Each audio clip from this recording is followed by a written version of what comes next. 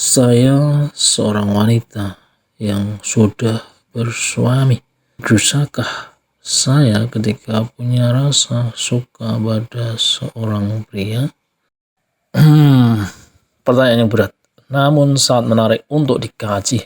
Oke, simak video ini selengkapnya jika Anda penasaran dengan jawabannya.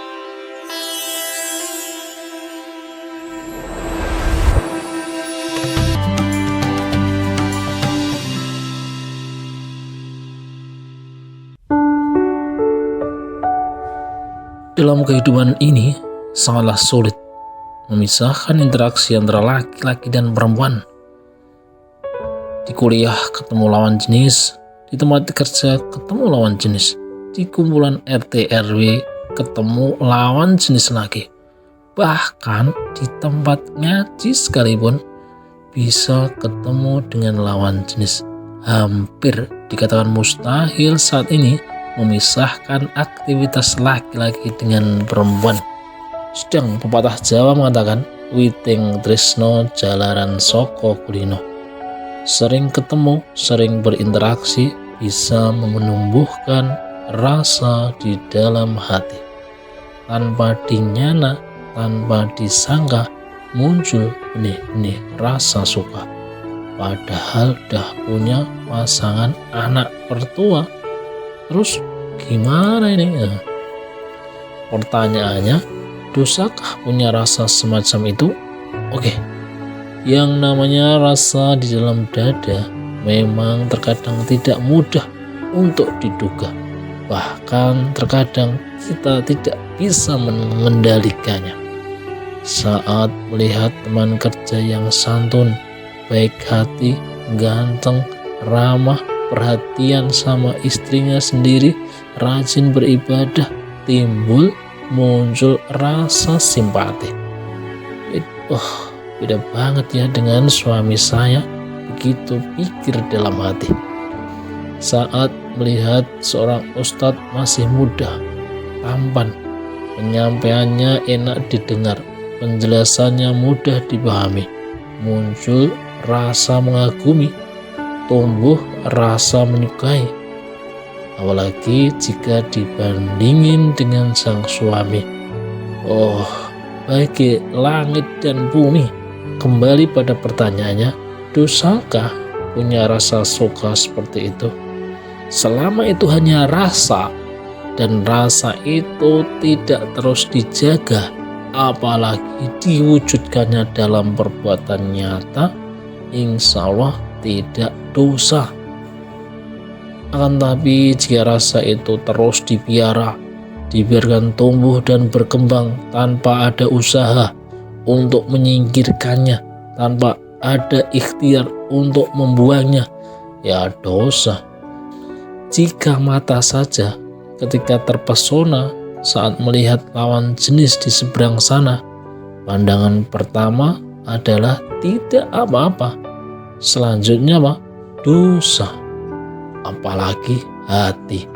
Hati, sesuatu yang ada dalam diri kita yang menentukan baik buruknya perilaku insani. Jika engkau membiarkan hatimu berbunga-bunga, berdesir-desir saat melihat si dia, kemudian berangan-angan, andai dia jadi suamiku, andai dia jadi pendamping hidupku, andai dia menggenggam tanganku, andai beribu-ribu pengandian, dan itu kamu biarkan bebas berkeliaran di dalam otak dan pikiranmu. Awas, hati-hati. Jika itu yang muncul, ya sudah pasti dosa. Ingat, dalam sebuah hadis dikatakan, sesungguhnya Allah menetapkan jatah zina untuk setiap manusia. Dia akan mendapatkannya dan tidak bisa menghindarinya. Zina mata dengan melihat, zina lisan dengan ucapan, zina hati dengan membayangkan, dan gejolak syahwat. Sedangkan kemaluan membenarkan semua itu atau mendustakannya. Maka jika muncul rasa itu, segera enyahkan, segera tenggelamkan, segera hancurkan. Jika tidak, setan akan membujukmu untuk menuruti rasa itu, membisikimu mengikuti perasaan itu, yang nantinya akan berujung pada kehancuran keluarga dan penyesalan yang tiada hingga. Bahkan bukan tidak mungkin engkau juga akan tercelup siksa api neraka. Ingat, Allah Subhanahu wa Ta'ala berfirman, "Fa'alhamaha fujuraha wa taqwaha." Ketahuilah, di dalam diri manusia itu akan selalu ada dua bisikan, yaitu bisikan ke arah fujur, ke arah kejahatan, dan bisikan ke arah ketakwaan, yaitu kebaikan. Jika kita biarkan bisikan-bisikan fujur itu terus menghinggapi pikiran kita, ya sudah pasti pancaran dari bisikan itu adalah kejahatan, perbuatan maksiat. Maka segera enyahkan, karena setiap kali muncul rasa andai seperti itu, ketahuilah itu adalah bisikan setan yang mengajak pada kehancuran. Coba pikirkan dengan masak-masak. Jika suamimu yang punya rasa itu, dia bersamamu, tapi pikirannya memikirkan wanita lain. Dia memelukmu, membayangkan yang dipeluknya adalah wanita lain. Raganya bersamamu, tapi jiwanya bersama wanita lain. Bagaimana perasaanmu? Pasti sakit kan? Apa yang kamu rasakan, seperti itu jugalah yang dirasakan oleh suamimu.